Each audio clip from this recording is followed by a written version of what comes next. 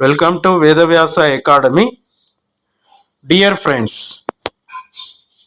Iran వీధుల్లో నిరసనలు, మండుతున్న టైర్లు, పడిపోతున్న కరెన్సీ గ్రాఫ్స్. సో పశ్చిమాసియాలో అత్యంత శక్తివంతమైన దేశంగా పేరుగాంచిన ఇరాన్ ఇప్పుడు తన చరిత్రలో అత్యంత గడ్డు కాలాన్ని ఎదుర్కొంటుంది. 2026 ప్రారంభం నుండే ఇరాన్ వీధులు నిరసనలతో అట్టుడుకుతున్నాయి. ఒకవైపు కుప్పకూలుతున్న ఆర్థిక వ్యవస్థ, మరోవైపు ప్రభుత్వం విధిస్తున్న ఉక్కుపాదం. వీటన్నిటికీ మధ్య సామాన్య ప్రజల పరిస్థితి ఏమిటి? అసలు ఇరాన్లో ప్రస్తుతం ఏం జరుగుతుంది? ఈరోజు మన వీడియోలో ఇరాన్ ప్రస్తుత పరిస్థితిని లోతుగా విశ్లేషిద్దాం. కుప్పకూలుతున్న రియల్ మార్కెట్లో ఖాళీగా ఉన్న షాపులు, కరెన్సీ నోట్ల ఫోటోలు. ఇరాన్ ప్రస్తుత అల్లర్లకు ప్రధాన కారణం ఆర్థిక వ్యవస్థ చిన్నాభిన్నం కావడం.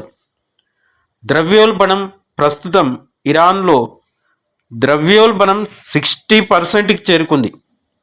నిత్యావసర వస్తువుల ధరలు ఆకాశాన్ని తాకాయి. డిసెంబర్ నుండి ఇప్పటి వరకు ఆహార పదార్థాల ధరలు 60% పెరిగాయి. ఇరాన్ కరెన్సీ రియల్ విలువ అంతర్జాతీయ మార్కెట్లో రికార్డు స్థాయిలో పడిపోయింది. అమెరికా మరియు ఐక్యరాజ్య సమితి విధించిన కఠినమైన ఆర్థిక ఆంక్షలు ఇరాన్ చమురు ఎగుమతులను దెబ్బతీశాయి. దీనివల్ల దేశంలో నిరుద్యోగం పెరిగి సామాన్యుల జీవితం దుర్భరంగా మారింది. ప్రభుత్వ అణిచివేత, నిరసనకారుల పోలీస్ వాహనాలు, ఇవన్నీ డిసెంబర్ 2025 చివరి వారంలో ప్రారంభమైన ఈ నిరసనలు ఇప్పుడు ఇరాన్లోని మొత్తం 31 ప్రావిన్సులకు పాకాయి. ప్రజల డిమాండ్లు కేవలం ఆర్థిక సంస్కరణలే కాకుండా రాజకీయ మార్పును కూడా ప్రజలు కోరుతున్నారు. మహిళలు, యువత ఈ పోరాటంలో ముందు వరుసలో ఉన్నారు. సమాచారం బయటకు రాకుండా ప్రభుత్వం జనవరి 8 నుండి దేశవ్యాప్తంగా ఇంటర్నెట్ సేవలను నిలిపివేసింది.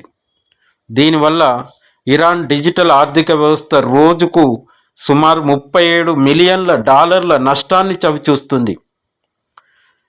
నివేదికల ప్రకారం ఇప్పటి వరకు వేలాది మంది నిరసనకారులు మరణించగా 40,000 మందికి పైగా అరెస్ట్ అయ్యారు.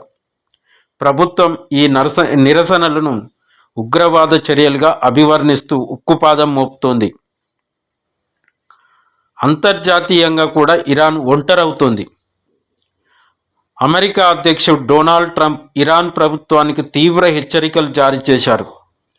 నిరసనకారులపై హింస కొనసాగితే తీవ్ర పరిణామాలు ఉంటాయని హెచ్చరించారు.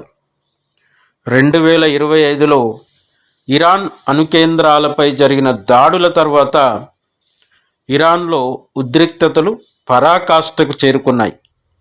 ఇరాన్ తన గగనతలాన్ని మూసివేయడంతో అంతర్జాతీయ విమాన సర్వీసులపై ప్రభావం పడింది.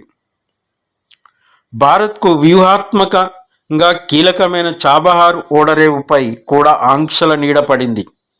అయితే ఏప్రిల్ 2026 వరకు భారత్కు కొంత మినహాయింపు లభించింది. మొత్తానికి ఇరాన్ ఒక సంధి దశలో ఉంది. పాలకుల మొండితనం, ప్రజల ఆవేదన మధ్య దేశం నలిగిపోతుంది. రాబోయే రోజుల్లో ప్రభుత్వం తన పద్ధతి మార్చుకుంటుందా లేదా అంతర్జాతీయ జోక్యం పెరుగుతుందా అనేది వేచి చూడాలి. ఈ పరిస్థితి పశ్చిమాసియా శాంతిపై మాత్రమే కాకుండా ప్రపంచ ఇంధన ధరల మీద కూడా ప్రభావం చూపే అవకాశం ఉంది. మీకు ఏమనిపిస్తుంది? ఇరాన్ సంక్షోభం నుండి గట్టెక్కగలదా? మీ అభిప్రాయాలను కింద కామెంట్స్ రూపంలో తెలియజేయండి. సో ఇట్లాంటి వార్తల కోసం మా ఛానల్ని సబ్స్క్రైబ్ చేసుకోండి. జై హింద్.